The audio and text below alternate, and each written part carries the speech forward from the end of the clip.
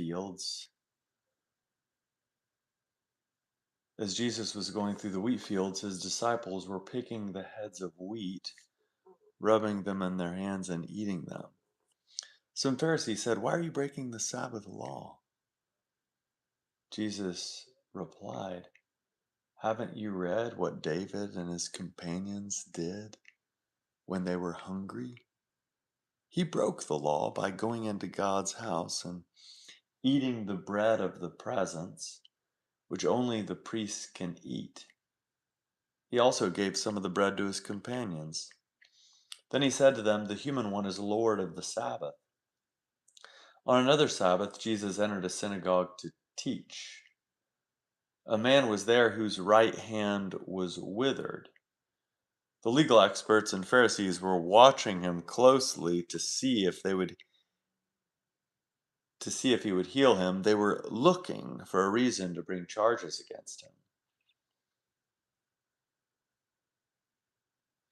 Jesus said, Jesus, because Jesus knew what they were thinking, he said to the man with the withered hand, "Get up and stand in front of everyone." He got up and stood there. Jesus asked the lawyers, the legal experts, and Pharisees, "Here's a question for you. Is it legal on the Sabbath to do good or to do evil? To save life or to destroy it?" Looking around at them all, he said to the man, "Stretch out your hand." So he did, and his hand was made healthy. They were furious and began talking with each other about what to do to Jesus. On another Sabbath, nope, I already said that. What to do to Jesus. During that time, Jesus went out to the mountain to pray, and he prayed to God all night long. At daybreak, he called together his disciples.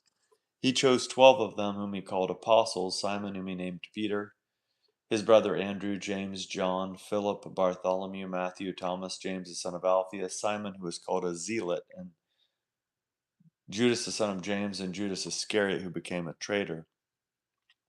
Jesus came down from the mountain with them and stood on a large area of level ground. A great company of his disciples and a huge crowd of people from all around Judea and Jerusalem joined him there. They came to hear him and to be healed of their diseases, and those bothered by unclean spirits were healed.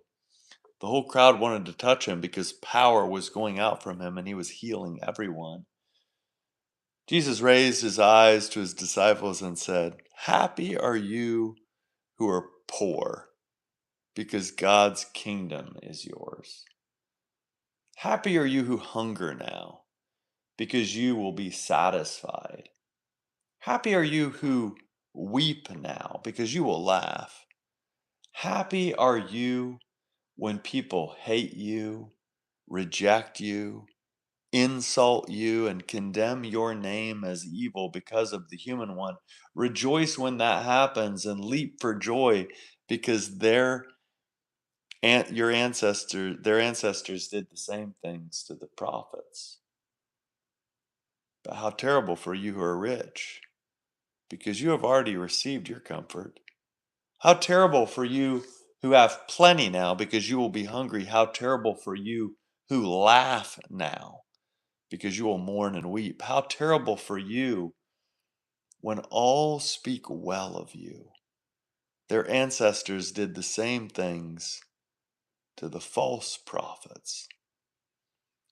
But I say to you who are willing to hear, love your enemies, do good to those who hate you, bless those who curse you, pray for those who mistreat you.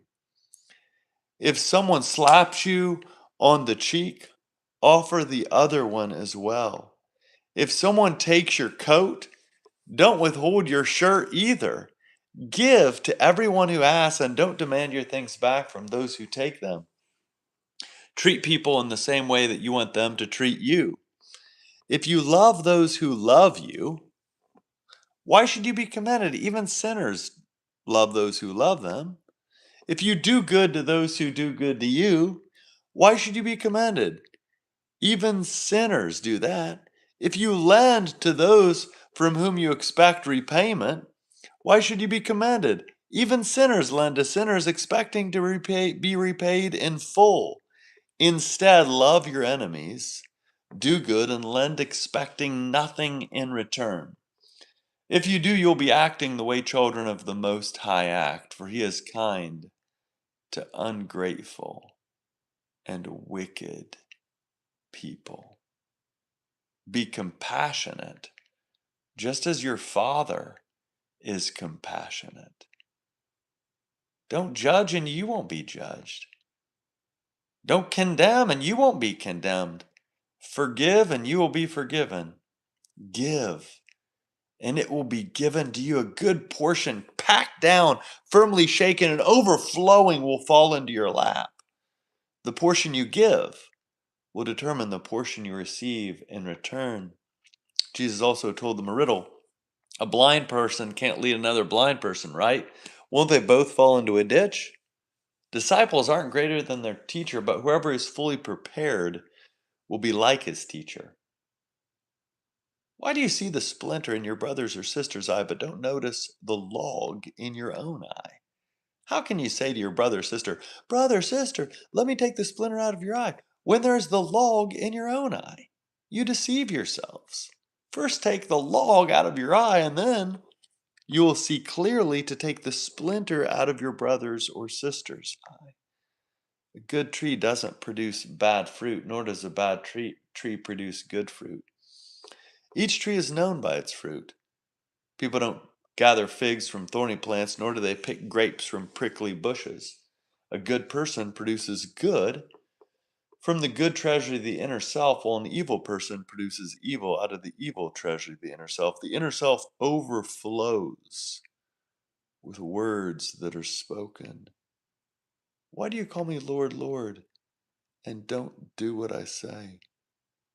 I'll show you what it's like when someone comes to me, hears my words, and puts them into practice.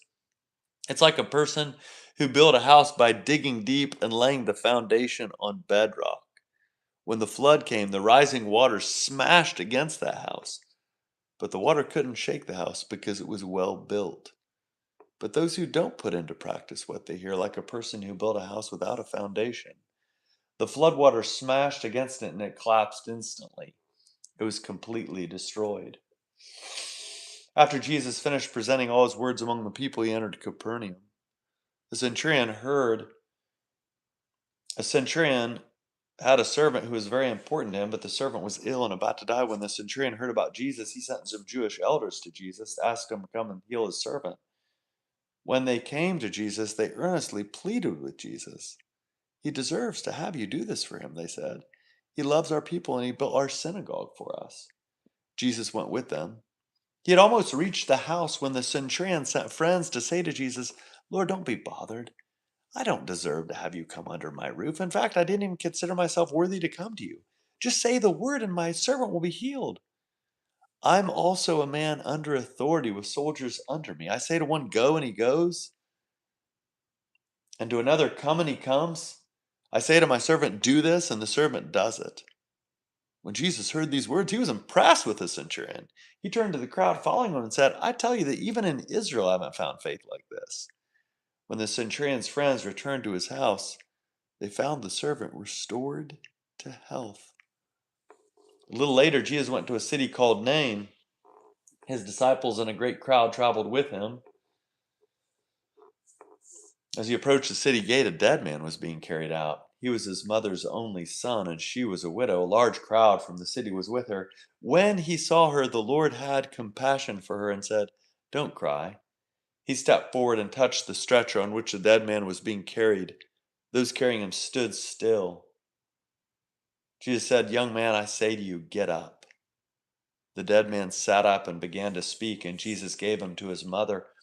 Awestruck, everyone praised God. "A great prophet has appeared among us," they said. "God has come to help his people." This news about Jesus spread throughout Judea and the surrounding region. John's disciples informed him about all these things. John called two of his disciples and sent them to the Lord. They were to ask, "Are you the one who is coming, or should we look for someone else?" When they came to Jesus, they said, John the Baptist sent us to you. He asked, are you the one who is coming, or should we look for someone else? Right then, Jesus healed many of their diseases, illnesses, and evil spirits, and he gave sight to a number of blind people. Then he replied to John's disciples, go report to John what you have seen and heard. Those who are blind are able to see. Those who are crippled now walk. People with skin diseases are cleansed. Those who are deaf now hear. Those who are dead are raised up, and good news is preached to the poor. Happy is anyone who doesn't stumble along the way because of me. After John's messengers were gone, Jesus spoke to the crowds about John. What did you go out into the wilderness to see? A stalk blowing in the wind? What did you go out to see?